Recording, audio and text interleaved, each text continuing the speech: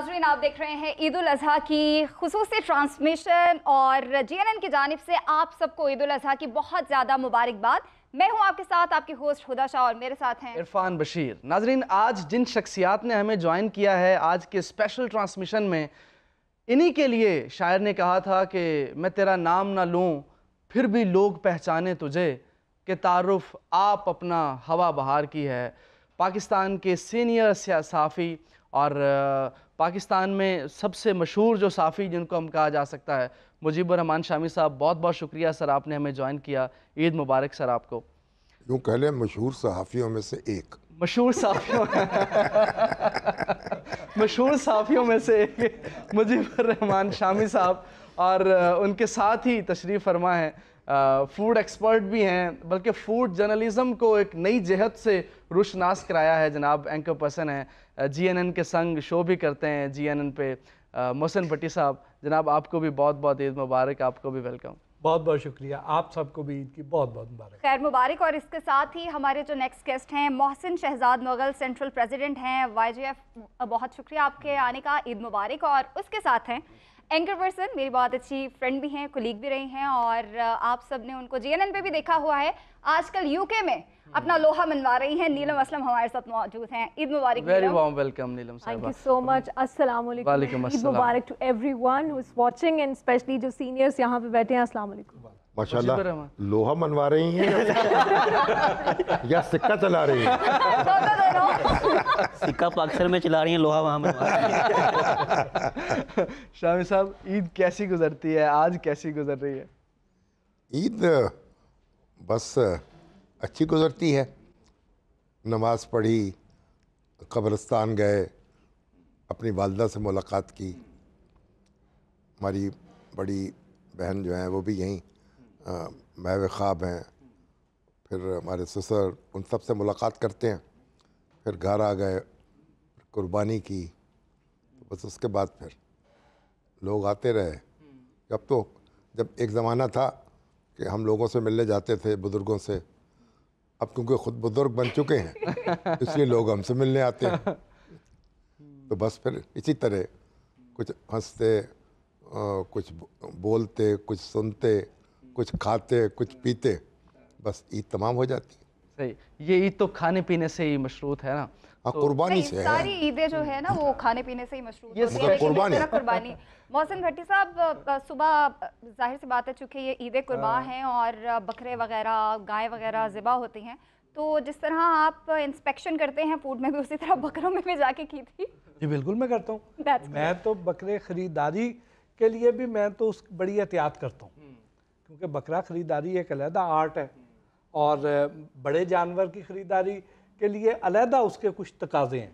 उसके बाद फिर कसाब का इंतखाब एक अलहदा मरहला है, और उसके क्या क्राइटेरिया कसाब का होना चाहिए वो भी मैं देखता हूँ। सबसे बड़ी सरदर्द होती है। उसके बाद फिर उसने क्या उन SOPs की पाबंदी करते हुए स्लॉटरिंग की है या नहीं की है, वो भी देखता हूँ। फिर उसके बाद जो अगला मरहला आता है कि अब इसको बांटने के बाद इसका जो गोश्त है वो कैसे महफूज करना है, ये सारी चीज़ें इस पे मेरी बड़ी इस पे वर्किंग होती है, और ये मैं अपनी निगरानी में करवाता हूँ। स्पेशलाइजेशन है आपकी। लेकिन शामी साहब, आप भी इतनी बारीकियों में जाते हैं जिस तरह भट्टी साहब जा रहे हैं? नहीं जनाब, इतनी बारीकी में हर शख्स कैसे जा सकता है? तो ये तो भट्टी साहब का ही काम है। हाँ, उन्हीं की स्पेशलाइजेशन है। इतना सोचे तो कोई जाम उछाले कैसे? इतना अगर सोचें तो शायद ही पाकिस्तान में लोग कसाब ढूंढते रहे तो वो भूखे ही रह जाएंगे आज। कुर्बानी ना करे को शायद अगर सारे लोग भट्टी साहब की जैसे हो जाए और उस तरह के बकरे और उस तरह के दुम्बे तलाश करें जिस तरह के ये करते हैं, तो बड़ी मुश्किल पड़ जाएगी ना फिर तो। सही सही। मोहसिन शहजाद मुगल साहब, आप शौक से क्या खाते हैं, क्या खा के आए हैं? हम तो शौक से बकरे की रान खाते हैं। वाह जी वाह। और अभी तो वो कल ज़ाहिर है बनेगी, आज तो अभी कलेजी वगैरह जो है वो बनी है और वो खाई है, उसके बाद आपके पास आ गए। राइट। नीलम, यूके की ईद और यहाँ की ईद में क्या फ़र्क है? और डेफिनेटली आप ईद मनाने यहाँ पे आई हैं और परदेश से आई हैं, तो क्या फ़र्क है? और वहाँ पे अक्सर आप ईद वहाँ पे भी मना रही होती हैं, तो घर की तो याद आती है।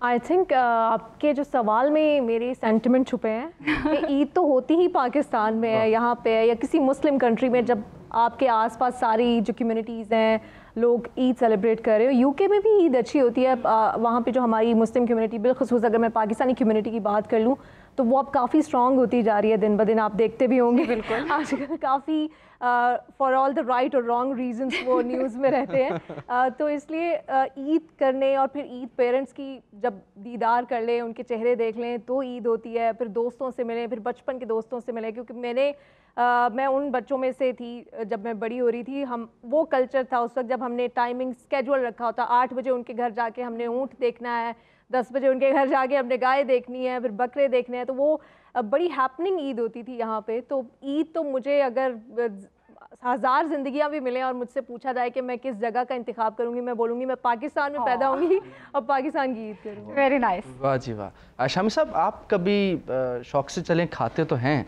कभी शौक से खाना बनाया भी है, और बनाते हैं तो क्या बनाते? नहीं, एक ज़माने में जब पढ़ते थे ना, तो उस ज़माने में यानी हॉस्टल में रहते थे और कुछ पकाने का शौक़ भी था। और यही अब जैसे कढ़ाई गोश्त बना लिया या पुलाव पका लिया, हाँ, मगर पर ज़्यादा देर चला नहीं। यानी जो खाने वाला अच्छा है ना, पकाने वाला भी होगा। तो ज़रूरी नहीं है शामी साहब। मेरा ख्याल है कि अगर आप को खाने का ज़ौक़ है तो फिर सिर्फ खाना ही तो नहीं ना, ये भी तो मालूम होना चाहिए ना। मैं अपनी अलिया से हमेशा कहता हूँ, जब हमारी शादी हुई तो उन्होंने कभी खाना नहीं पकाया था घर में अपने। तो फिर उसके बाद हमारे यहाँ खाना पकाना शुरू किया और बहुत अच्छा खाना बनाती हैं। तो मैंने कहा देखिए, मेरा जो खाने का ज़ौक़ है ना, उसने आपको इस तरह शेफ़ बना दिया है। सही बात है। बट साहब नहीं पूछिए प्लीज। इनसे पूछते हैं कि पुट की बिरयानी जो स्पेशल है, खा के आए मुझे हैं? भी नहीं पता था। नहीं, वो भट्टी साहब बहुत स्पेशल है। पुट की बिरयानी स्पेशल जो आप उसमें से निकालते हैं, कौन कौन सी बोटियां हैं जो निकालनी चाहिए बिरयानी के लिए? देखें, सबसे पहली चीज़ तो ये है कि जैसे अभी हमारे भाई ने बताया कि उन्हें रान बहुत अच्छी लगती है। हाँ जी। नॉर्मली लोग रान को बड़ा हाई रेट करते हैं कि रान जो है ये महंगी भी है, उसको ले लेते हैं और उसके गोश्त को एक बड़ा कुर्बानी के बाद राने जो है ना वो फुफुओं के घर भी जाती हैं। जी, और ये रान डिप्लोमेसी एक अलग चलती है। तो लेकिन आपको मैं बताऊं, जो गोश्त है ना वो रान का खाने वाला नहीं होता। वाह। अच्छा, वजह उसकी ये है कि जो बकरा है ना, वो जब बैठेगा तो वो अपनी रान के बल पे बैठेगा, रान वाला पोर्शन उसका नीचे लगेगा। इस वजह से वो गोश्त सख्त हो जाता है और वो गोश्त ड्राई भी हो जाता है, उसका रेशा मोटा हो जाता है। आप रान की बोटी खाएंगे तो वो आपके जबड़े थक जाएंगे। वाह जी वाह। अच्छा, वो जूसी नहीं होएगा, वो उतना सॉफ्ट नहीं होएगा और उसमें वो टेस्ट भी नहीं होएगा। अच्छा, अगर खाने हम जो रान खा के आए तो इसलिए इसकी बजाय दस्ती खाएं। दस्ती खाएं। अच्छा, हुजूर पाक सल्लल्लाहु अलैहि वसल्लम को भी दस्ती पसंद थी। अच्छा, और दस्ती का जो गोश्त है वो सॉफ्ट भी होगा, जल्दी गलेगा भी, और वो उसको चबाते हुए आपके जबड़े भी नहीं थकेंगे, उसमें टेस्ट और फ्लेवर भी होगा वो। हाँ जी। और बाकी जो आपने पुट की बात की है, जो पुट है ना, ये ग्रेवी में अच्छी लगेगी। ठीक, आप देखें जो अच्छा कोरमा बनाने वाले हैं वो क्या कहते हैं कि उसमें 50% दस्ती होए, 25% पुट हो और 25% उसमें गर्दन हो। इससे जो कोरमा बनेगा उसका टेस्ट, उसका लेवल ही एक अलग होएगा। तो बिरयानी में तो अगर आपने वो करना है, बोनलेस करनी है तो ठीक है, फिर आप उसमें क्यूब्स ले लें, आप उसके वो चाहे रान की लेनी है ले लें, लेकिन वो भी सख्त आपको मिलेंगी, दस्ती की लें। और बिरयानी में नॉर्मली फिर या आपने डालना है ना तो उसमें फिर आप सीना डालें, उसे पुलाव में वो डालें, उसका अपना एक फ्लेवर है। क्या बात। शामी साहब, आप इस पे क्या फरमाएंगे? मगर दस्ती जो है ना वो रोस्ट नहीं हो सकती है ना, रोस्ट रानी होती है। ये भी मसला है। लेकिन ये है कि जब लड़कपन में हम गोश्त खरीदते थे तो हमेशा दस्ती का गोश्त खरीदते थे, और जो हमारे यहाँ पुलाव पकता था और अब वो सीने के गोश्त में पकता। वो तो अक्सर कहा जाता है कि हड्डियों से, क्योंकि यखनी अच्छी निकलती है, यखनी भी निकलती है, ऊपर वो हड्डी सॉफ्ट भी हो जाती है, आप उसे चबा भी सकते हैं। तो हमारे यहाँ तो सीने का गोश्त जो है उसको तरजीह दी जाती है पुलाव के लिए। अच्छा, राइट। नीलम, खाने पीने का शौक? डिस्कशन में ऐसे हूँ जैसे कोई वाकई यूके से आया पहली बार गुफ्तगू सुन रहा है। बिल्कुल मैं ऐसे ही हर बात सुनी। खाना बना नहीं लेती हैं? मेरी अम्मी को अल्लाह बस सलामत रखे, सबकी माओ के सलाम। सबकी माओ को। और मैं कलेजी मुझे बहुत पसंद है। हाँ, हाँ, वो तो लाजमी हिस्सा है ना इसका। Oh, I love it. कि कलेजी सबसे पहले खाई जाती कलेजी खानी होती है, है और yes. पकाई जाती है। Yes. अब मैं पूरा साल कलेजी नहीं खाती इस दिन का कि कुर्बानी के गोश्त की खानी है, उसका एक जायका ही अलग होता है। Exactly, ऐसे ही तो बस खाने से मेरा बहुत ताल्लुक है, बनाने से उतना ताल्लुक नहीं। देखा, मेरे प्रूव हो गया ना मेरा पॉइंट, कि जरूरी नहीं है जिनको खाने का शौक हो वो बनाते भी हो। मोहसिन साहब, आप भी खाने पीने का शौक रखते हैं ज़्यादा या पकाने का? उस दिन चूंकि डिमांड बहुत ज़्यादा होती है, जो प्रोफेशनल कसाब हैं वो उस दिन अवेलेबल नहीं होते हैं। आपने उनकी पहले से बुकिंग करवाई होनी चाहिए। उस दिन आपको मौसमी कसाब मिलेंगे, कोई रंग साज है, कोई प्लम्बर है, कोई और कोई शोबा है उसका, मैकेनिक है, कोई जिसको फ्री, तो वो उस दिन आके कसाब बन जाएंगे। अब उनको पता ही नहीं कि गोश्त बनाना कैसे है। जो प्रोफेशनल कसाब हैं उन्हें पता है। अब गर्दन है ना, अब जब उसको छुरी फेर दी तो उसके बाद उसके अंदर अब रगे हैं 4। अब उसमें से जो शह रग है उसको आधी काटना, बाकियों को नहीं काटना। ठीक, क्यों नहीं काटना? उसमें एक नर्व होती है, कॉर्ड होती है, जो नर्व दिमाग से हराम मगज तक जाती है, जो सारा पैगाम रसानी का काम करती है। अब अगर उसको भी वो उस दिन उन्हें चूंकि जल्दी होती है, उन्होंने और कई घर पकड़े हुए हैं, उन्होंने फौरन सारी काट देनी। अब फौरन काटेंगे तो जो दिमाग से बाकी जिस्म के हर हिस्से को पैगाम जाना है कि जी बकरा साहब अब आप ज़बा हो गए हैं, तो अब फड़कें। अब वो फड़केगा, खून ड्रेन आउट होएगा और फिर जाके वो गोश्त जो है वो सेहतमंद होएगा। अगर उसको वो काट दिया जाए, उसका पैगाम रसानी का रास्ता ही खत्म, डिस्कनेक्ट कर दिया जाए, तो जिस्म को पैगाम नहीं पहुंचेगा, वो गोश्त बकरा फड़केगा नहीं। अब फड़केगा नहीं तो उसके अंदर खून रह जाएगा। खून रह जाएगा। इसीलिए वो कहा ना, जी, तड़पने फड़कने की तौफीक दे। हाँ जी। मगर भट्टी साहब, आपको तो चाहिए एक स्कूल खोलने के साथ कसाईयों को ट्रेनिंग दे, किसाबों की 4 रगें देखनी है किसने कौन सी तरबियत। रग हाँ जी। काटी है। अब ये अंदाजा लगाएं कि भट्टी साहब के कसाब को कितनी मुश्किल पेश आई है ऐसे कुर्बानी के बाद। जो प्रोफेशनल कसाब है उनकी तो ट्रेनिंग का लाजमी हिस्सा है, उन्हें पता है। ये मौसमी कसाब जो है उनको नहीं पता। कभी ऐसा हुआ कि मौसमी कसाब आपके हाथे लग गया हो और वो भाग गया हो? असल में होता यह है कि अल्लाह पाक अब्बू को जिंदगी सेहत दे, तो अब्बू ने ये सारा इंतजाम किया होता है। फर्क सिर्फ ये पड़ा है कि जब मैंने ये पढ़ा, देखा, समझा, तो मैंने उन्हें कहा कि जी आप इसे कहें कि हमारा बकरा उसने ज़बा कर दिया ना, तो अब ये इसकी खाल उतार के इसको हैंग करके चला जाए, दूसरा बकरा करके फिर आ जाए। हाँ, बिल्कुल, ताकि उस दौरान प्रॉपर्ली उसमें से खून ड्रेन आउट हो निकल जाए। जाए। ठीक। ये नहीं है कि आपने फौरन करा लिया। आप देखें कि जिस थाल में बोटियां पड़ी होंगी वो बोटियां फड़फड़ा रही होती हैं। चलिए भट्टी साहब, ब्रेक का टाइम है। ब्रेक के बाद आएंगे और इस पे मजीद गुफ्तगू शामी साहब करेंगे। की भी इस पे राय लेंगे कि बिल्कुल शामी ऐसे साहब ही क्या कहते हैं, नीलम साहबा और मोहसिन नीलम का तो फेस बता रहे हैं कि वो क्या कह रही है। नाज़रीन, यहाँ वक्त है एक ब्रेक का। साथ रहिए।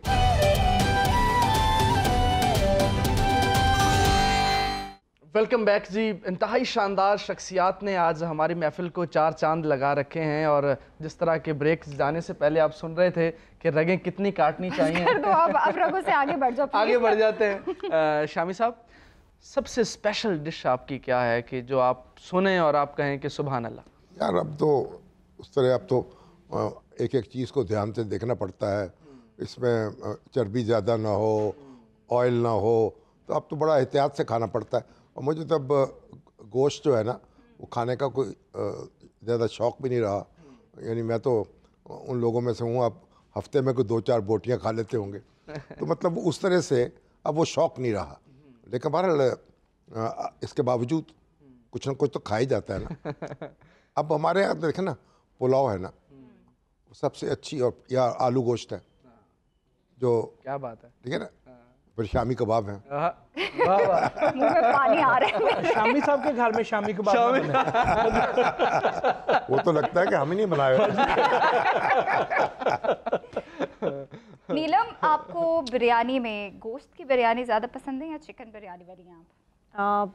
सिवाय ईद के मैं हमेशा प्रेफर करती हूँ चिकन बिरयानी, ना? लेकिन अगर आप किसी कराची आइट से पूछें तो वो कहते हैं कि बिरयानी तो होती ही बीफ की है। हाँ बिल्कुल। और स्पेशली जिसमें आलू भी मेरे हो। ख्याल से बीफ की बिरयानी, बीफ की हलीम, ये कराची वाले इस पे है, लेकिन वो कहते हैं कि उनको तो लाहौर की बिरयानी पसंद भी नहीं आती ऐसे ही है, वो हमारी बिरयानी को तो बहुत समझते ही नहीं है। मगर हलीम तो आमतौर पे बीफ की होती है। हाँ जी हाँ। हाँ, नहीं, बट सब कुछ लोग बिरयानी चिकन की भी सबसे बनाते हैं। बेस्ट कौन सी होती है जो आप कहते हैं कि बेस्ट ऑफ बेस्ट है, किस चीज़ की? जो बीफ की बिरयानी, मेरी जो बड़ी बहन है वो बीफ की बिरयानी ऐसे बनाती हैं कि वो बीफ की बोनलेस करवा के उसके छोटे क्यूब्स करती हैं, उसको फिर उन्होंने कोई बिरयानी मसाला नहीं डालना, घर के मसाले हैं, और फिर उसकी वो तय लगाती हैं। एक तय उसकी जो है ना ग्रेवी की, और एक तय जो है अंडों की, और फिर चावलों की, ऐसे करके। तो वो जो बिरयानी है ना, वो मुझे कभी इतने बड़े बड़े रेस्टोरेंट्स पे जाता हूँ, वहाँ पे भी उस क्लास की बिरयानी नहीं मिली, बल्कि बताते हुए मुंह में पानी आ रहा है। बिरयानी और पुलाव जो है वो घर का ही अच्छा देखें जो लगता है। पुलाव है ना, हाँ। अब बिरयानी खाने वाले बड़ा बिरयानी की तारीफ करते हैं। ढाके की बिरयानी बड़ी मशहूर हाँ थी। जी। अब मैं देखा ढाके में, जब मैं पहली दफ़ा गया वहाँ बिरयानी, उनका ढाके में बिरयानी होती, उन्होंने कहा लो ये तो बिरयानी बनाई ढाके वालों ने, इजाज़त हमारी है। फिर सिंधी बिरयानी है, फिर दिल्ली वालों की बिरयानी है, हैदराबाद। लेकिन आप देखें जो बिरयानी पुलाव है ना, हाँ। असल में बिरयानी यखनी में नहीं बनती, हाँ जी बिल्कुल। ठीक है ना। बिरयानी में गोश्त की तय आती है, वाह। तो इसलिए उसका टेस्ट बिल्कुल मुख्तलिफ है। Different है। लेकिन जो यखनी वाला पुलाव है ना, वो उसकी अपनी एक दुनिया है। सुभान No अल्लाह। doubt। मोहसिन शहजाद मुगल साहब, आपको क्या पसंद है खाने में? मैंने वैसे रान रान का तो पहले वो जिक्र कर खाए दिया, हैं, अब उनको क्या ही पसंद होना है। लेकिन रान बिरयानी, रोस्ट की आलू हो, गोश्त, करेले गोश्त, भिंडी गोश्त, कुछ भिंडी ईद गोश्त तो- बहुत पसंद ईद है, पे लेकिन रान ईद पे ऐसी सब्जी चीज़ें कौन नहीं खाता है, लेकिन रान रोस्ट की हो बहुत अच्छी लगती तुमको है। तो रान ही पसंद है। अच्छा नीलम, कोई बचपन का वाकया, एक बहुत ही स्पेशल कोई ईद से रिलेटेड वाकया आपको याद हो जो आप शेयर करना चाहें? आई थिंक ईद की सबसे खूबसूरत बात तो यही होती थी कि आप जाके जानवर, बच्चों को पता होना चाहिए कि कुर्बानी हम क्यों करते हैं, जानवर जाके देखें। ठीक है, अभी पेरेंट्स थोड़ा प्रोटेक्टिव हो गए हैं बच्चों को लेके, और फिर कुछ बच्चों का होता भी है फोबिया, बट मेरे तो सबसे जो मेमोरेबल बचपन के एक्सपीरियंसेस हैं वो यही है कि जाके जगह जगह घर पे अपने घर की देख के फिर बाकी सबके घरों की कुर्बानी देखना, और उसके बाद फिर गोश्त बांटना। वो एक जो हमारी एक स्पिरिट है ना बांटने की, और उस कुर्बानी का जो पूरा मकसद है, तो वो जाके प्लेट्स में लेके जाके, अब थोड़े से ट्रेंड्स चेंज हो रहे हैं, लेकिन पहले बच्चे ही प्लेट्स में जाके इस तरह से सबके घरों में देते थे। और फिर मेरी दादी, अब उनका इंतकाल हो चुका है, तो उनके पास जाना फ्री होके, उन्होंने फिर हमें ईदी देनी, जो उनके 10 रुपये या 20 रुपये होते थे, वो इतने ऐसा लगता था कि वो लेने के बाद आप दुनिया के सबसे ज़्यादा मालदार शख्सियत बन गए। फिर उनका प्यार, तो वही ईद हमारे लिए अपनायत, फैमिली, खाना, यही है, और यही सबसे ज़्यादा बचपन की बातें आपको याद रह जाती हैं। अच्छा, ट्रेंड की चूँकि बात हो रही है इस टाइम, तो अब ट्रेंड ये भी है कि लोग अपने घरों में कुर्बानी करना प्रेफर भी नहीं कर रहे होते हैं। वो ज़िबा हाउसेस जो बने हुए हैं वो वहाँ पे कहते हैं जी हमारे बच्चे नहीं पसंद करते, या बाहर खून बह जाएगा, तो ये ट्रेंड क्यों? बहुत थोड़े हैं, बहुत थोड़े हैं, वो चंद % है। मेजॉरिटी आज भी जो है अपने घरों पे अपने सामने ही करवाना पसंद। यानी पाकिस्तान पे कोई असर नहीं है इसका। यानी लंदन में तो तस्वुर नहीं कर सकते हाँ जी। हाँ, आप कहीं पे भी, यूएई में भी, यानी अरब मुल्कों में भी जी। आप अपने घर पे तस्वुर नहीं कर सकते। स्लॉटर हाउसेस बने हुए। लेकिन अब ये हो रहा है, अच्छा वहाँ हज के मौके पे भी अब आप कुर्बानी के पैसे जमा करा देते हैं जी जी जी। और वो कुर्बानी कर देते हैं। लेकिन अब मेरा ये ख्याल है कि आप बजाय इसके कि पूरा शहर जो है उसमें उसको आप गंदगी से भर दें, हाँ, कोई ऐसा सलीका होना चाहिए ट्रू। कि यहाँ भी कोई हर जगह आप जानवर ज़ेबा ना कर सकें। लेकिन यहाँ को डिसिप्लिन लाना तो बहुत मुश्किल काम है। मैं सब कॉन्टिनेंट सर्दियाँ लग जाएंगी। हैं, हाँ बहुत मुश्किल होगा, लेकिन ये बहरहाल है। मगर एक मैं आपको बताऊँ, ईद, ये बड़ी ईद जो है ना, उसकी एक खूबी ये होती है कि छोटी ईद जो है वो आखिर वक्त तक सस्पेंस रहता है। चांद नज़र आया है नहीं आया है। रात को 12-12 बजे हमारे तक भी जनाब देख रहे होते हैं। उलमा कराम जो हैं पहले हमारे मुफ्ती मुनीबुर रहमान साहब थे, अब डॉक्टर सरफराज नईमी साहब हैं, दूरबीनें लगा के बैठे हुए हैं, देख रहे हैं, पल पल की खबर आ रही है और राब्ते हो रहे हैं, और फिर पता चल रहा है जनाब 8 बजे, कभी 8:30 बजे, कभी 7:30 के चांद हो गया। और तो ये एक सस्पेंस होता है। बड़ी ईद में कुछ सस्पेंस नहीं होता। हाँ, वो 10 दिन पहले आपको मालूम हो जाता है, चांद तुलू हो चुका होता है। हाँ, कि फलां दिन ईद है, और इसमें कोई यानी वो जो उसका मामला है जी, ना, बिल्कुल ऐसे ही। वो एक खूबी भी कह सकते हैं उसको, और थोड़ी खामी भी कह सकते हैं। लेकिन सर वो अच्छा नहीं है कि तैयारी का टाइम मिल जाता है। छोटी ईद पे ये होता है कि देहातों में लोग जल्दी सो जाते हैं, रात कहीं 12 बजे जाके ऐलान हुआ, सुबह पता चला जी आज तो ईद है। हाँ, पहले तो ऐसा होता था, बातों का तो रोजे जो थे वो तोड़वाए जाते थे, लोग रोजा रख चुके हैं, ऐलान हुआ कि चांद नजर आ गया है। तो अयूफा के दौर में तो ये हुआ ना कि वो यानी खदशा पैदा हो गया कि जुमे को ईद होगी। अब किसी ने अफवाह उड़ा दी कि 2 खुतबे जो हैं हुक्मरानों पे भारी हैं। अब कोशिश शुरू हो गई कि ईद जो है जुमे को ना हो, और उलमा सारे जो हैं बड़े बड़े उनको पकड़ लिया गया, और वो उनके एक जो प्रेस नोट जारी हुआ ना, उसमें मिस्टर मौलाना ने लिखा हुआ, मिस्टर एहतिशामुल हक, मिस्टर अबुल आला Maududi, mister Dawood Ghaznavi, mister Abul बरकात, mister मुफ्ती मोहम्मद शफी, इनको गिरफ्तार कर लिया कि ईद एक दिन आगे, ताकि ईद हुकूमत जो चाहे चांद उसी दिन निकले। हाँ। और इस दफ़ा तो शामी साहब हैट्रिक हो चुकी है कि जुमेरात को हज का खुतबा, फिर जुमे का खुतबा, फिर आज जो है ईद का खुतबा। तो क्या ये जो है 3 खुतबे ये हुकूमत के लिए कोई खतरे का अलार्म तो नहीं है? ये तो 3 दिन में है ना। जो खुतबे वो तो 2 खुतबे भी भारी नहीं होते, वो भी बरकत का बायस ही होते हैं, लेकिन लोगों ने उड़ा दी। हुकूमतें बेचारी जो हैं वो तो अफवाहों से लरस जाती हैं। सही बात है। एक ब्रेक लेंगे, ब्रेक के बाद वापस आते हैं।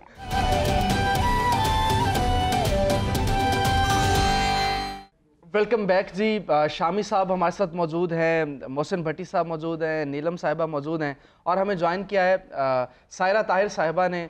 बड़ी मशहूर व मारूफ सिंगर हैं, ना सिर्फ पाकिस्तान में इन्होंने परफॉर्म किया बल्कि इंटरनेशनली भी ये परफॉर्म कर चुकी हैं। वेरी वार्म वेलकम जी, ईद मुबारक आपको। थैंक यू सो मच, आपको भी ईद मुबारक और सब देखने वालों को ईद मुबारक। Thank you so very much. आपकी ईद कैसी गुजरती है और सुबह क्या खा के आई हैं सारे?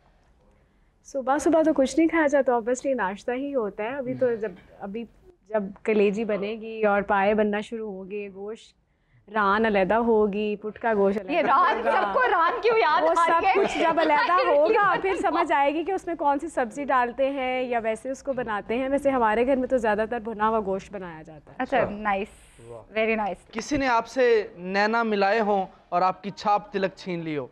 क्या छीन लिया? जिस तरह है ना, छाप तिलक सब छीन ली रे मुझसे नैना मिलाई के। सो जवानी में, लड़कपन में किसी ने नैना मिलाए हों और छाप तिलक छीन ली हो। ओहो, वाह वाह वाह वाह। इसी ओहो से सारा कुछ समझ आ गया। अब क्या कहेंगे आप?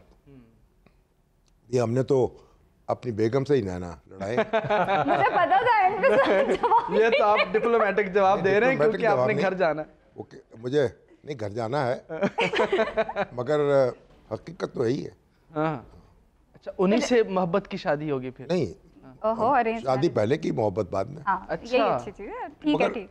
मोहब्बत पहले हो जाए या बाद में हो जाए, फोकस शादी पे होना चाहिए। हाँ, फोकस है। तो ऐसी मोहब्बत जिससे शादी ना हुई हो? वो कह तो रहे हैं सिर्फ। तो नीलम, इस पूरे सिनेरियो में ये जो इंडो पाक झड़प थी या जो भी था, उससे वहाँ की जो पाकिस्तानी कम्युनिटी है उसमें एतमाद मज़ीद बढ़ा, वहाँ पे क्या हालात थे? आई थिंक पोलराइजेशन पाकिस्तान में बहुत है और यही यूके तक भी चली गई थी पाकिस्तानियों में। लेकिन फिर हमने देखा कि जब इंडिया की जानिब से पाकिस्तान हाई कमीशन के बाहर एहतजाज किया जा रहा था इंडियंस की जानिब से, तो फिर चाहे कोई PTI का सपोर्टर था या PMLN का सपोर्टर था या पीपल्स पार्टी से उसका ताल्लुक था, सब इकट्ठे हो गए थे। पाकिस्तान हाई कमीशन एक बिल्डिंग है, लेकिन वो किसको सिंबलाइज करती है? पाकिस्तान को। हमारा प्राइड, हमारी इज्जत, वो सिर्फ एक इमारत नहीं थी, हमारे लिए एक रिकग्निशन थी। तो फिर वहाँ पे सब पहुँचे और जिस तरह से उन्होंने पुरअमन तरीके से, क्योंकि वहाँ से कुछ अरेस्ट भी हुए, एक पाकिस्तानी अरेस्ट नहीं हुआ, इंडियंस अरेस्ट हुए वहाँ से, और बड़े खूबसूरत अंदाज में एक यूनिटी का पैगाम भी दिया गया। और फिर हर रोज़ पाकिस्तानी वहाँ पे जाते थे, अपनी हाई कमीशन के बाहर खड़े हो जाते थे कि कोई इसकी तरफ मैली आंख से ना देखे। और ऑल्दो कि पुलिस भी होती थी, लेकिन पाकिस्तानी ख़ुद भी उसका तहफ़्फ़ुज़ करते थे।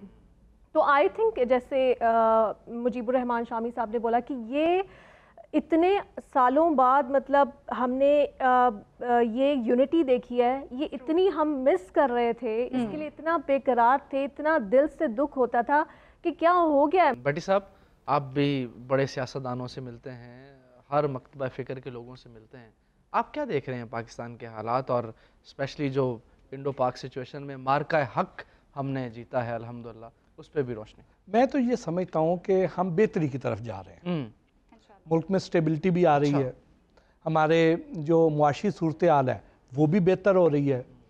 डिप्लोमेटिक फ्रंट पे हमने जितना अच्छा केस इस बार हमने प्लीड किया है, और इस वक्त पूरी दुनिया जिस तरह पाकिस्तान के साथ खड़ी हुई है, उसके लिए हमारे अफवाज को, हमारी हुकूमत को, उनको खराज तहसीन पेश करना बनता है। इंडिया जो कि इस अपने आप को इस इलाके का चौधरी कहता था, वो उसको हमने बिल्कुल आइसोलेट कर दिया था। अब उसके साथ तो कोई खड़ा ही नहीं हो रहा। इवन उसके जो अलाइज थे वो भी उसके हक में उस तरह खुल के नहीं बोल रहे, और पाकिस्तान ने हर जगह पे पाकिस्तान के मौक़िफ़ को पजीराई मिली है। तो ओवरऑल देखें कि जहाँ पे हमारी इकॉनमी बेहतर हुई है, हमारी दिफाई सलाहियत का लोहा इस पूरी दुनिया ने माना है, पूरी दुनिया तस्लीम कर रही है, वहाँ पे हमारा जो इज्जत वकार हर चीज़ में इजाफा हुआ है। तो ये तो बड़ी बेहतरी की तरफ हम जा रहे हैं। मैं कुछ ऐड कर दूं, इन्होंने ओवरसीज पाकिस्तानियों की बात की, वहाँ पे बैठ के भी लोग ये कहते थे कि पाकिस्तान क्यों नहीं इनको जवाब दे रहा, गुस्सा आ रहा था सब लोगों को। लेकिन आई थिंक जो स्ट्रैटेजी थी हमारी, जो अस्करी ताकत है उसकी, वो बड़ी आइडियल थी कि दुश्मन जब गलती कर रहा हो उसको करने देनी चाहिए। क्योंकि पहलगाम अटैक के बाद 5 मिनट बाद तो उन्होंने पाकिस्तान को ब्लेम करना शुरू कर दिया था।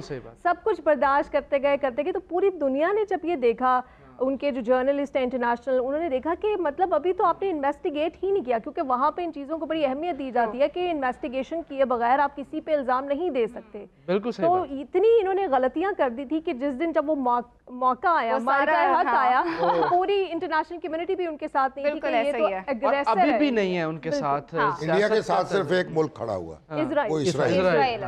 और इजराइल इस वक्त खुद जो है पूरी दुनिया में नफरत की अलामत है। मेरे ख्याल से ईद का माहौल जो है ना वो बहुत ही संजीदा हो गया। एक ब्रेक लेंगे, लेकिन ब्रेक पे जाने से पहले सायरा रिक्वेस्ट करूंगी, मैं एक गाना सुनाइए अपना पसंदीदा। छैल छबीला सजदे देखो फुल्ला वाला चोला, छैल छबीला सजदे देखो फुल्ला वाला चोला, 100 साला विच एक जमदा तेज सोना डोला, मेरा रांझना ओ मेरा रांझना, ओ मेरा रांझना हो मेरा रांझना।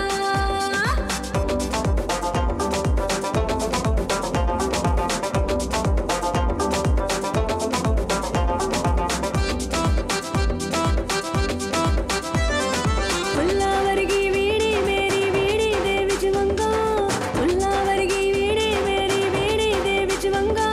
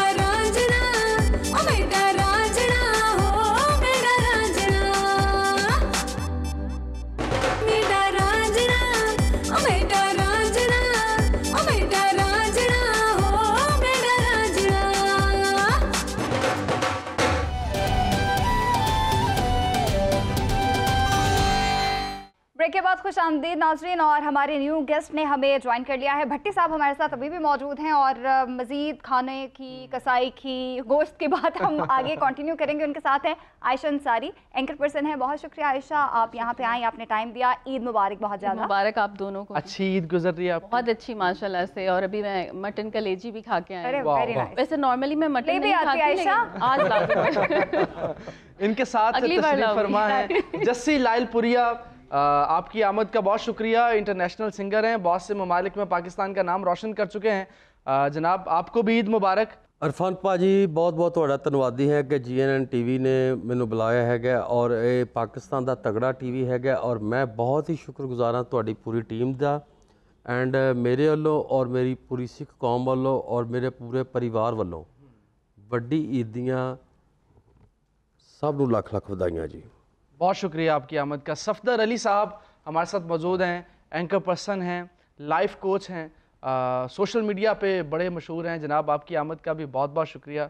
आपकी ईद भी अच्छी गुजर रही है जनाब? आपका शुक्रिया। इरफान दिलावर अली आज़र का शेर था, उससे मिलना तो उससे ईद मुबारक कहना, ये भी कहना मेरी ईद मुबारक कर दे। अमूमी तौर पर लोग महबूबाओं से मिलकर ये बात कहते हैं, हम आपसे मिलकर ये बात कर रहे हैं, अपने भाई और दोस्त से मिलकर और मोहसिन भाई को देखकर। है इस बात का मतलब कुछ और भी निकल सकता है। नहीं, वो आप सुना दो। अच्छा ये आपने किसको डेडिकेट किया सर, मुझे ये बताएंगे? अभी मैंने तो इरफान भाई को डेडिकेट किया है। ये क्या चक्कर चल रहा है? मोहसिन साहब को क्रेडिट है। इरफान भाई ये क्या चक्कर चल रहा है? वो और एक शेर मैं भी जस्सी पाजी सुना दूं। हाँ जी, कि आप भी नजर करके तुझे मेरी न मुझे तेरी खबर जाएगी, ईद अब के भी दबे पाँव गुजर जाएगी। तो को खान पीन दी गल्लां कर रही है, यानी गल विचे दबी जाएगी। हाँ जी, दबी जाएगी। हाँ जी, क्या आप काम करेंगे कि कहीं अंदर ही घुस के ही कोई आप काम करेंगे कि खबर बाहर जाएगी नहीं? मैं तो भाजी पहले कहते हैं कि दो वाली खबर पुटी जाएगी। भट्टी साहब काफी देर से हमारे साथ ही हैं और अब मुझे लग रहा है भूख लग रही होगी दोबारा से। जिस तरह का जिक्र हो रहा है खानों का, और फिर ईद वाला दिन है, तो आज का दिन तो बड़ा भरपूर होता है। बिल्कुल। तो आज आपने यहाँ बुला लिया। हम भी तो यहाँ है ना, हमने कहा सिर्फ हमें क्यों सजा मिले, बाकी सबको भी मिलनी चाहिए। आयशा खाना पकाना आता है? मटन नहीं बनाना आता, लेकिन कुछ जो बेसिक चीज़ें हैं वो तो सबको आनी चाहिए, बस उस हद तक आता है। थोड़ा ब्याह होया जी? नहीं। फिर थोड़ा हस्बैंड थोड़े तो खुश नहीं होएगा? वो जब होगा तब हो सकता है उसको खुद खाना बनाना आता है। हमारे जस्सी साहब आए हुए हैं तो गाना ना गाना, हाँ आप जनाब गाना हमें खुशगवार माहौल में ना मजीद इजाफा करें, आप पुरमसरत कर दें इसे।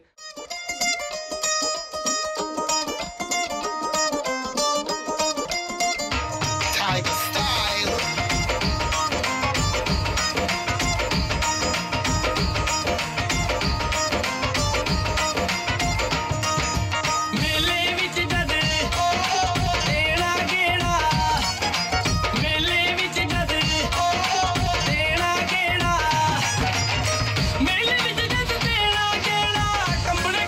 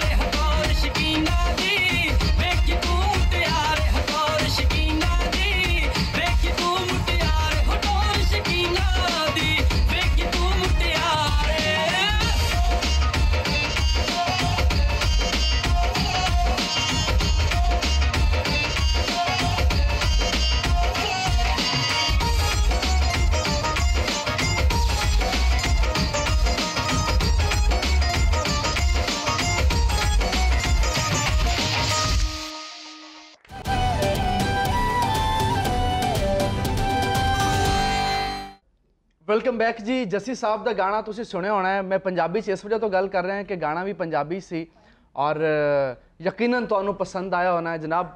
बहुत ज़बरदस्त गाना सी माशाल्लाह। भट्टी साहब से पहले मेरा सवाल है। आई वांट टू, खाना आप बना लेते हैं? आई मीन आप इतनी ज्यादा इंस्पेक्शन करते हैं, मैं बातें बना लेता हूँ, कीड़े निकालते हैं, खाना क्यों नहीं बनाते? मैं बताया, मैं बातें बना सकता हूँ, खाना नहीं बना सकता। ये बातें नहीं, ये बेवकूफ बना सकते हैं बंदे। नहीं, जिन्होंने अल्लाह ने बनाया उन्होंने मैं क्यों बना। आयशा, बचपन की कोई ईद का वाकया जो बहुत ही अभी तक आपको याद आता हो कि यार वैसी ईद अभी तक नहीं मैंने दोबारा गुजारी? बचपन में वैसे तो छोटी ईद के साथ ज़्यादा यादें वाबस्ता हैं। उसमें हम पोस्ट कार्ड्स देते थे अपने अपने दोस्तों को, और वो वाली जो रौनकें उस वक्त थी ना, वो अब वैसी नहीं रही हैं। काफ़ी चीज़ें चेंज हो गई हैं।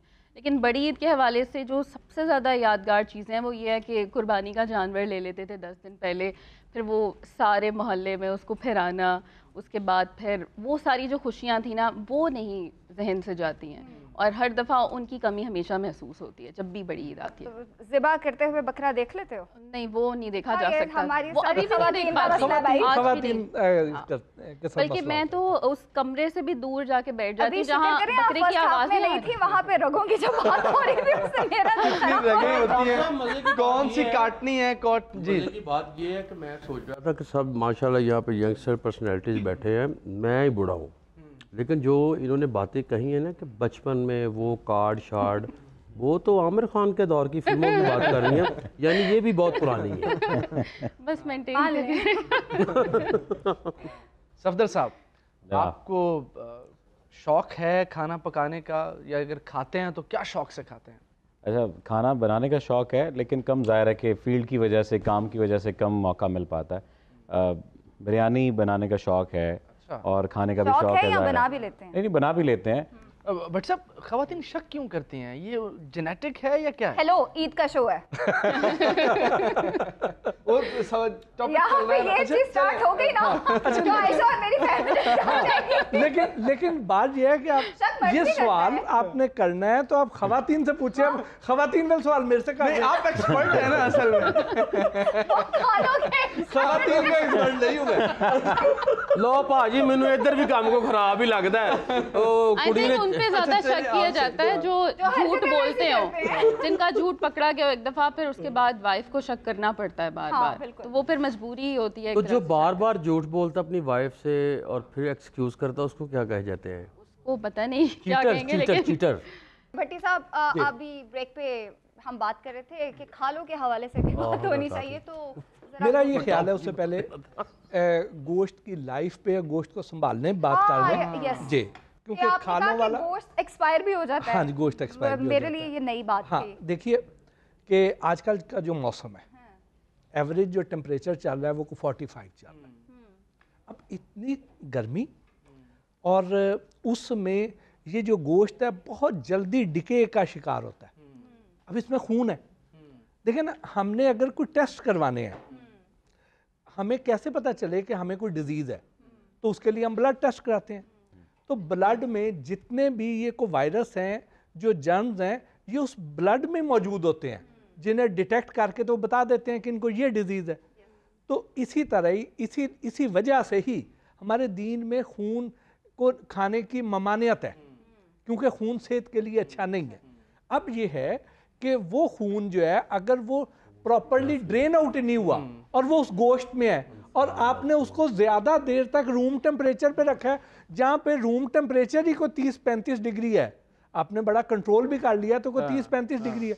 अब उसमें गोश्त पड़ा हुआ है, तो उसको कोशिश करें कि जल्द से जल्द उसको, जिसको देना है उसको दे दें, और जो बाकी संभालना है उसको संभालें। अब उसको संभालना कैसे है? संभालना ऐसे है कि जो आपके हिस्से का है उसके आपने पोर्शन बनाने हैं।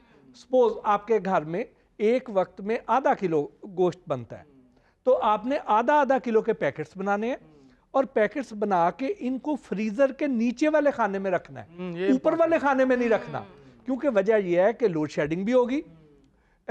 आपने कोई गर्म चीज़ फ्रीज़र में रख दी है, फ्रीज़र का टेम्परेचर बढ़ा, फ्रीज़र का दरवाज़ा बार बार खुलने से उसका वो टेम्परेचर मेंटेन नहीं रहता।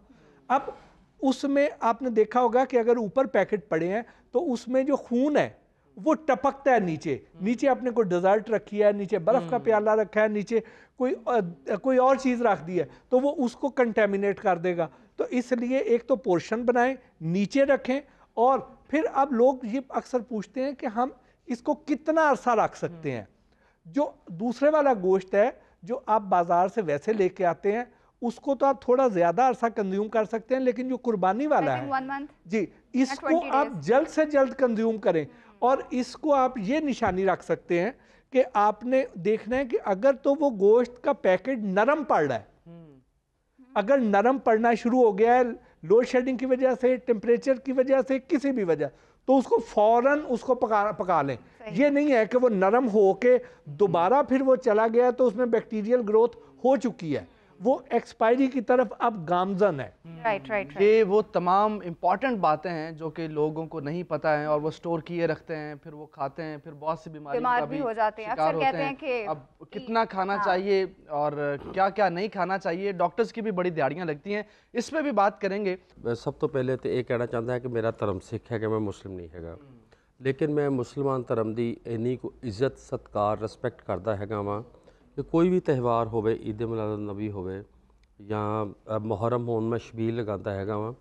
मेरे ख्याल नाल मेरी पर्सनली विचारधारा, मैं सीरीयस गल करदा पिया वा नैशनल टीवी के उत्ते बह के कि आप सरकार हज़रत मुहम्मद सल्लल्लाहु अलैहि वसल्लम का जो फरमान है कि अल्लाह ताला वालों जो कुर्बानी दे रूल्स एंड रेगूलेशंस ने, मेरे ख्याल नाल सेविंग करन तो बेहतर ये हैगा है कि हर मुसलमान माई भाई भैन वीर अगे हथ जोड़ के बेनती की जाती है कि रहत मर्यादा कहते हैं रूल्स एंड रेगूलेशंस नूं, उन्होंने मद्देनज़र रखदे होया तुसीं अपना हिस्सा अपने को रखो, और बाकी जिहड़ा वे लोड़मंद जिहड़े गरीब कहना लफज माड़ी गल है, लोड़मंद लोग ने जिहड़े किसी भी कम्यूनिटी तो होण भावें किसी भी धर्म तो होण, उन्हां दवोगे और ओदा अजर तुहानूं अल्लाह ताला दी ज़ात ज़रूर देगी। बांटना चाहिए, स्टोर नहीं करना चाहिए। बहुत अच्छा पैगाम है। गाना सुना दियो जसी भाई।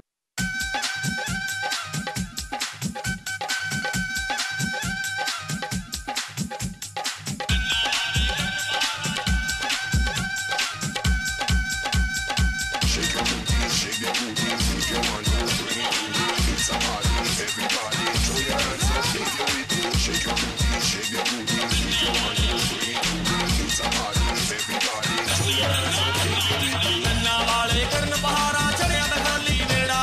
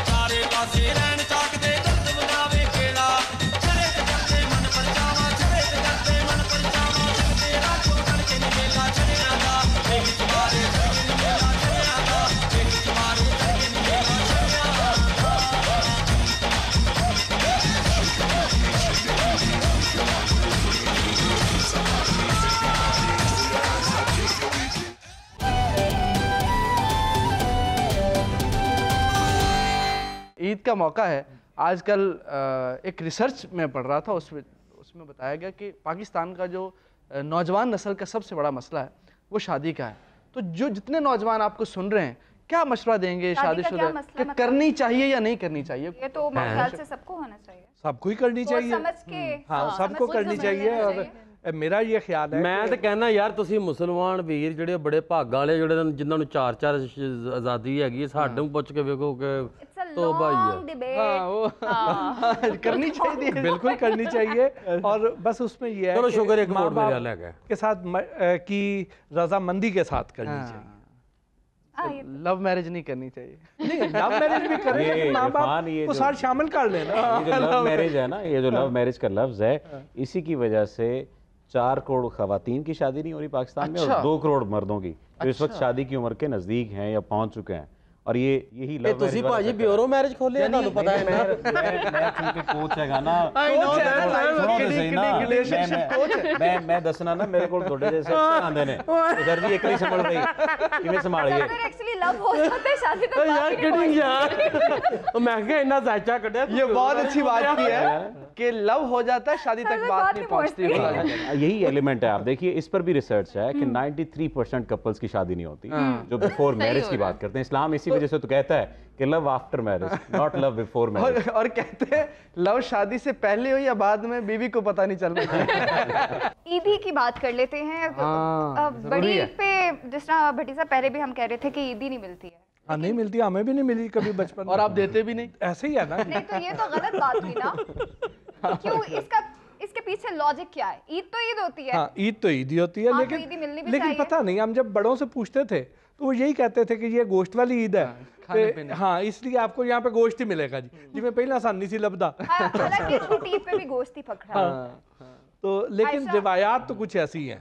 चलिए आगे। ईदी मिलती है। मैं अब अपने अब्बू से और भाई से लेके आई हूँ, हालांकि भाई छोटा है मुझसे, लेकिन अब माशाल्लाह से वो अर्निंग करता है, तो अब वो ईदी भी देने के लिए यानी बड़ी ईद पे भी ईदी मिलती है। हाँ बड़ी ईद पे भी लेती हूँ ईदी, लेकिन मुझसे छोटे बहन भाई मुझसे लेते हैं, लेकिन अब वो मैंने अपना वो ईदी वाला नहीं खत्म होने देती कि अच्छा अभी तक मैं ईदी लूंगी अब्बू से और भाई। बहुत अच्छी बात। कुछ पसंदीदा साल में 2 तो ईद होती है, वो भी ना बंदा ले। देखिए हमें तो मिलती थी और देते भी हैं, हमें तो बहाना चाहिए। ईद तो मिलती थी, अगर कहें कि ईद नहीं मिलती थी, हाँ ये होता था कुर्बानी के बाद, यानी कुर्बानी का जानवर ज़ाहिर है कि मौसम ऐसा होता है कि गर्मी आ चुकी होती है, तो फिर कोशिश ये की जाती कि सुबह के वक्त जल्दी, यानी आप देख लेना 45 डिग्री मिनिमम जो है एवरेज टेम्परेचर चल रहा है, तो जल्दी जल्दी कुर्बानी कर लेते थे, और उसके बाद फिर जो है वो जो भी घर का बड़ा होता था उसके आगे पीछे हो जाते थे कि हाँ जी कि अब ईद दे दें।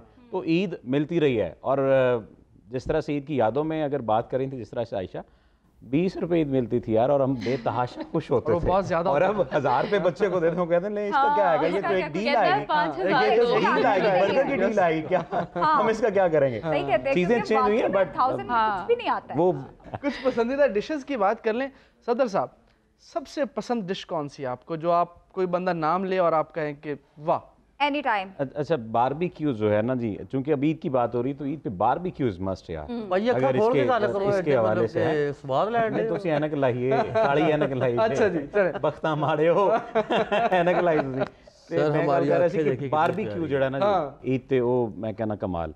अगर मेरा वास चले मैं बारबेक्यू कर दियां, लेकिन हुण चूंकि वास चलन दी गल है, हुण वास चलन दी गल है, साडे तो असि नहीं कर सकते। क्यों सब वो जो है ना लाइक माइंड सबका शायद यही दिल कर रहा है। अच्छा जी आयशा जी, पसंदीदा डिश जो आप शौक से खाएं? वैसे तो बिरयानी इज मस्ट, लेकिन अभी जैसे इन्होंने कहा कि ईद पे बड़ी ईद पे बारबेक्यू इज मस्ट, तो बारबेक्यू तो लाजमी खाऊंगी, लेकिन साथ सॉरी बिरयानी भी मैं घर में सबको कह के आई हूँ कि बिरयानी अरेंज रखें। मैं वापस आती हूँ। बिरयानी या बीफ और मटन?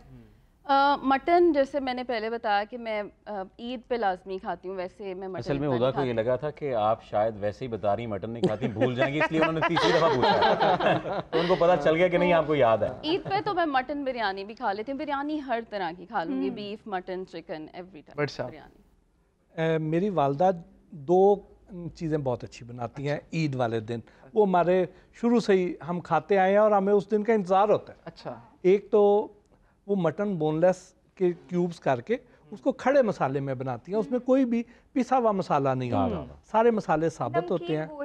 नहीं, नमकीन गोश्त नहीं होता, होता वो उसमें मिर्चें भी होती हैं, लेकिन मिर्चें उसमें हरी मिर्च होती हैं और उसमें अदरक भी है, उसमें हर मसाला जो है वो खड़ा खड़ा होता है और उसका एक अपना एक फ्लेवर है। फिर वो मटन की मुट्ठियाँ बनाती हैं, जैसे कोफ्ते हैं गोल होते हैं, तो ये मुट्ठियों वाले कबाब होते हैं, वो ग्रेवी में अम्मी बनाती हैं। तो वो जो है ये 2 खाने हमारे हर ईद पे बनते ही बनते हैं। आज उन्होंने बनाए वो खाने? जी बिल्कुल। तो आप यहाँ ले आते हैं? नहीं, मैंने अभी जाके खाने हैं, मुझे तो पहले बुला लिया आपने। ये कलेजी तो खा के आए होंगे। बस यहाँ से इकट्ठे चलते हैं, बात सुने ना जी, इकट्ठे चले बाजी ईदी देंगे, इनसे ईदी लेंगे, उसके बाद आपके पास चले जाएंगे, वहाँ जाकर खाना खाएंगे, मुट्ठी कबाब जो आपने बताया।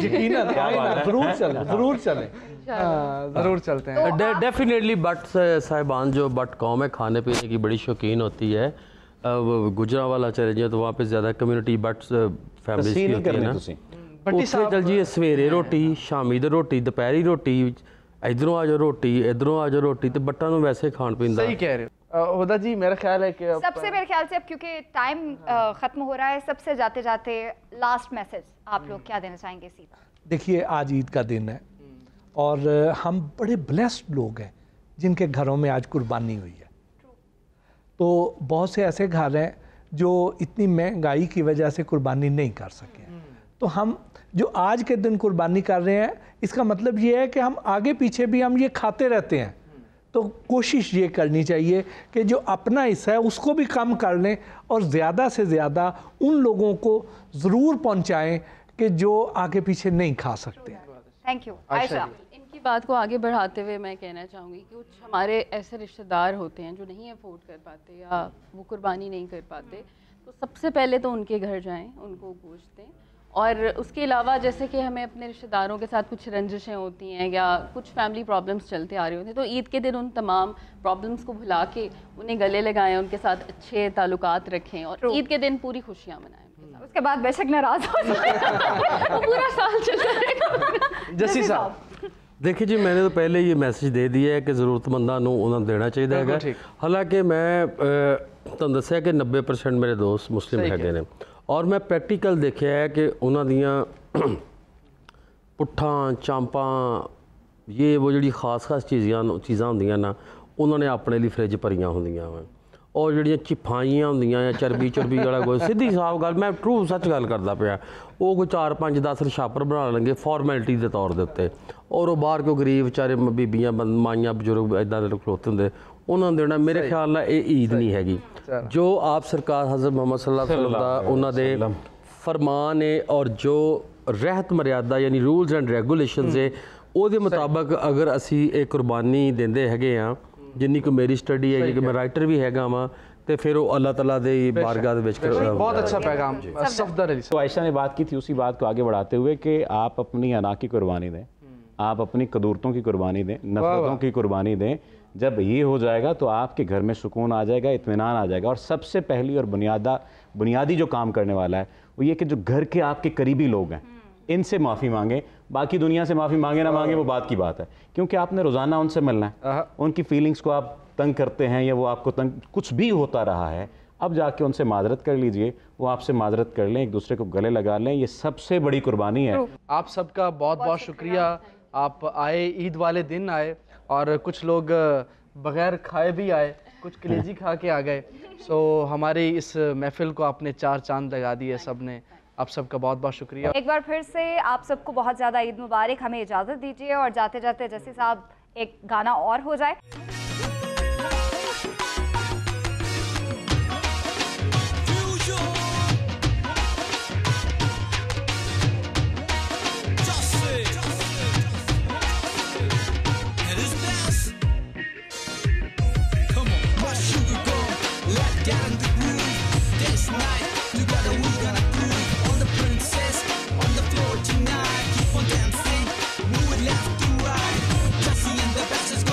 Body